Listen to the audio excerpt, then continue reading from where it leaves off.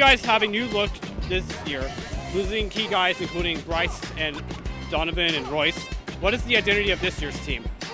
I think it's going to be a defensive-focused team, but much like last year's group, we had some guys that came here for more of an opportunity and more of a chance to play, and so I think the guys that are coming in this year have a similar mindset. So while losing those guys it hurts, I think the guys coming in should be able to kind of provide what we lost.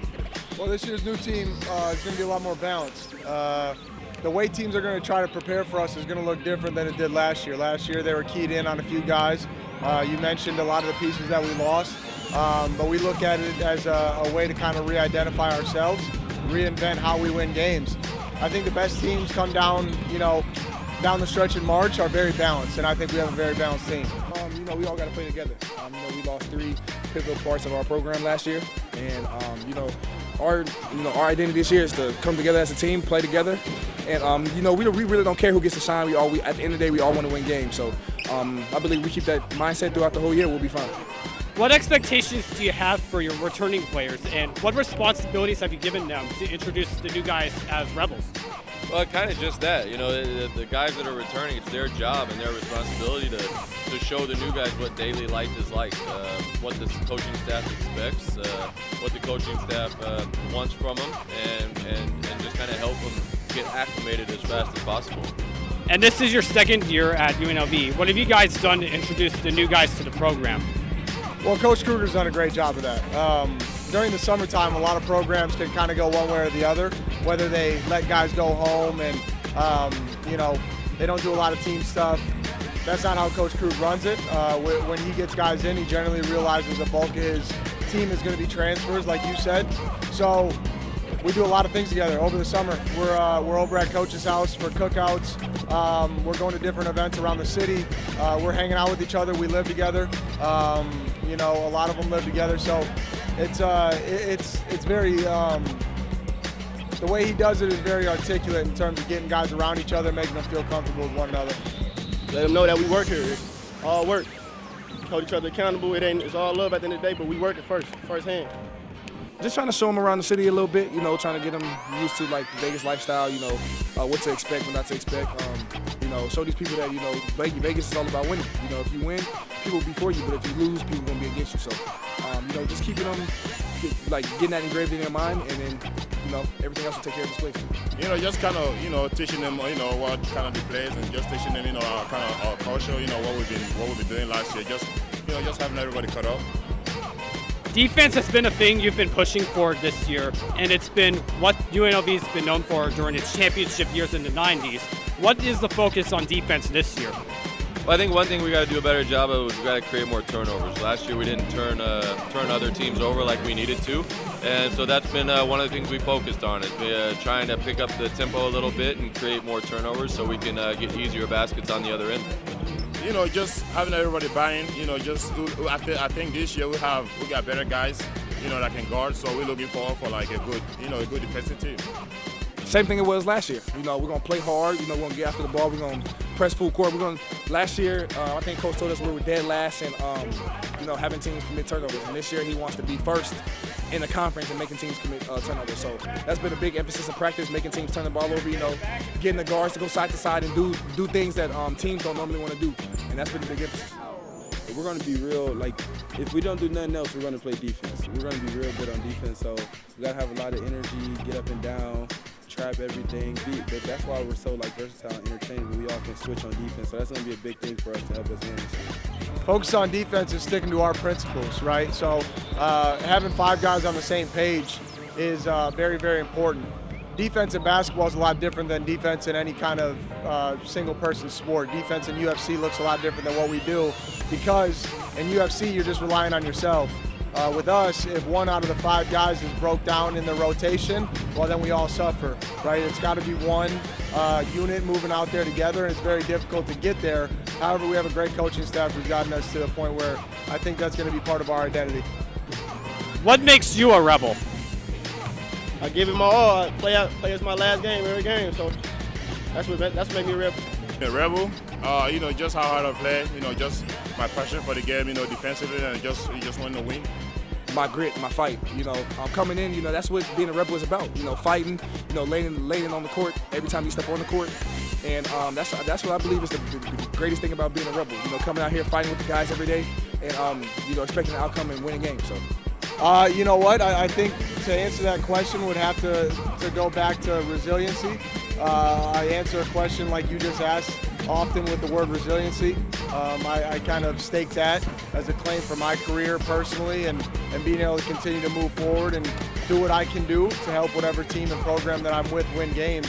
And that's what we do here as Rebels. As a coach, I think, having been a player here, we say all the time there's no such thing as a former Rebel.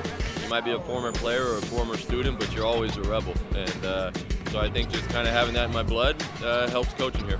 What does it mean to you to put on the number 5 jersey? It means the world. My father wore number 5. I grew up, around basketball. My grandfather was in the gym with me just about every day growing up. To wear the number 5 means I get to represent my family, and that means the world to me. What does it mean to you to put on the Rebel jersey, number 10? It means a lot, because, I've been wearing 10 my whole life. I just put on for the number, put on for the Rebel fans, put on for my family, put on for everybody. It's real for it. It means a lot, not just for the Rebels, for my family and just for for myself. So it means a lot, just wearing that, be on my chest.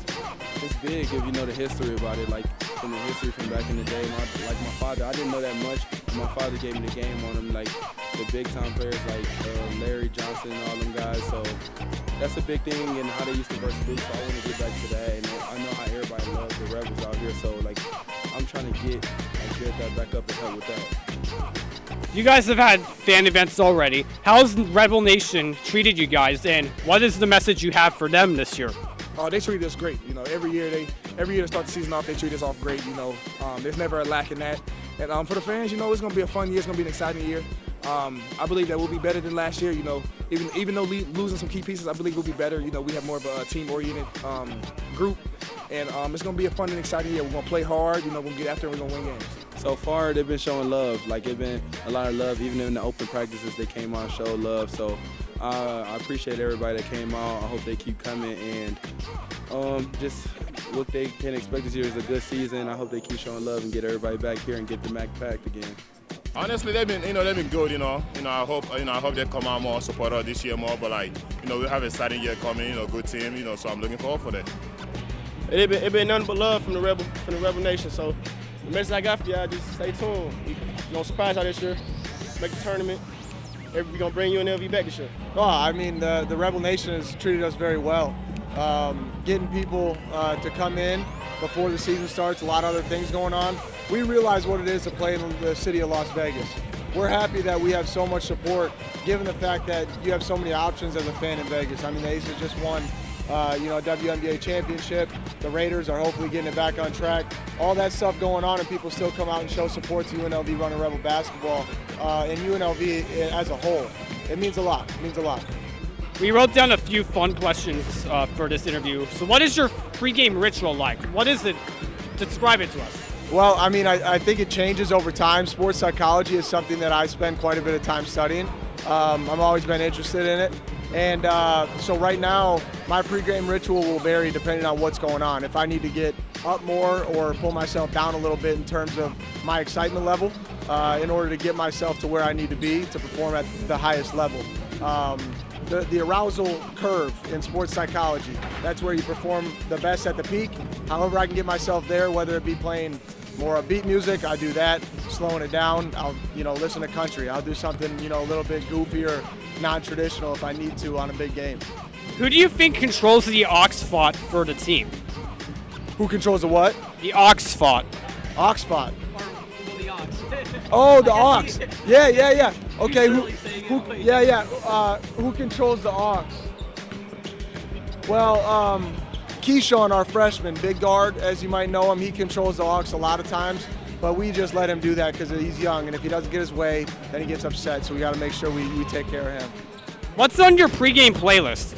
My pregame playlist? Man, it depends. It ranges from Nardo Wick to Cody Jinks. I listen to country before the game. Maybe some Lumineers in there, a little folk if I need to. depending on what I need. Who do you think has the most drip on the team? The most drip? Yes. I mean, we all dress well. Everybody outside of Keshon is a really well-dressed person. Check my Instagram. I swear to God, I got the best drip. Check my Instagram. Keshon goes to a ton of gas stations and takes a lot of pictures wearing some questionable clothing. Thank you, man. I appreciate it. All right, we have our fun questions now. So, first off, what is your pregame ritual? Listen to music. That's really it. Listen to music. Get some eat. Okay, so who controls the aux fought for the team? Me. Obviously. I think Jordan can agree. So, what's on your pregame playlist? I say some. I ain't gonna lie. I like to get hyped before games, so I play a lot of violent music. So I say probably like some Pooh Shiesty, probably some Young Boy, some Dirk. You know, just a lot of like fast-paced, loud music for real. Who do you think has the most drip on the team? Check my Instagram, man, and it speaks for itself. Check my Instagram. All right. Yeah, we're on. Guess what? We're on to the fun questions now. So let me start off by asking, what is your pregame ritual? My pregame ritual, honestly, not too much. Just, doing normal stuff, waking up, just listen to calm music, just, getting ready for the game. Who do you think controls the aux fought for the team? Who? We got a couple guys. Maybe Keshon, who we got? David, we got a couple guys. DJ, we got a couple guys that can do that, yeah. So what is on your pregame playlist? My pregame playlist, it kind of changes up. So I get, Lil Baby, all that, J. Cole. You just kind of switch it up on what kind of mood I'm in. Okay, and who has the most drip on the team? The most drip? That's tough. We got a lot of guys that got most drip, so I probably say Keshon. Yeah. I think Jordan agrees. Yeah. And Jordan say Keshon? Yeah. Okay. Yeah, I think Keshon. Honestly, I think Keshon. Oh, no, actually, Jordan roasted Keshon for taking gas station pics, and like that. He does that a lot, but I would say his drips are fire. But yeah, he do take some shaky ones, but that's Keshon. I just kind of do my thing how I feel. I don't care about all that. You know what I mean? So yeah. All right, we have reached the fun questions segment. So first off, I want to ask you, what is your pregame ritual? Pre-game ritual, I have to take at least an hour to an hour 15 minute nap. I probably have like a box of Mike and Nikes, on my way to the game, and then I gotta play, just have some music, playing some music. So who do you think controls the aux fought for the team? The aux? That's a good one. I'll probably say Keshon Gilbert, Lil Key. Yeah. So what songs are on your pregame playlist? I have a lot of songs on my pregame playlist, but the artists on my pregame playlist are Drake, Young Boy, J. Cole, Lil Baby, and Future. Okay. And who has the most drip on the team? Oh, that's me for sure. For sure, no question. That's me for sure.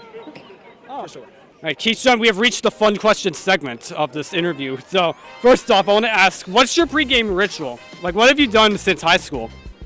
Me, listen to Raw Wave and Drake. Mostly Raw Wave and Drake, some R&B. So I just lock in, listen to Raw Wave and Drake, and probably eat a Slim Jim. Who do you think controls the aux fought for the team? The aux, I got to control it. Do not let Isaiah control. Do not let him control it. He'll play Yee all day. Let me control it because I can be versatile. I can play a little, get everybody turned. I can play a little R&B. I can do a lot. Some dance moves. I can do some of that. I think Justin Webster would agree with that. Yeah. What's on your pregame playlist? Rod Wave, Drake, some R&B like Fantasia, Mary J. Blige, and some Lil Baby. Yeah, When I See You Again, some Fantasia, yeah, so a little of that. I got a little everything to keep me calm and composed. And who do you think has the most drip on the Runnin Rebels team? The most drip on the team, I'd probably have to give it to my brother Keshon or Luis, but I could throw it on too. I just choose not to. I'll be chilling, but I think they do. They throw it on the most.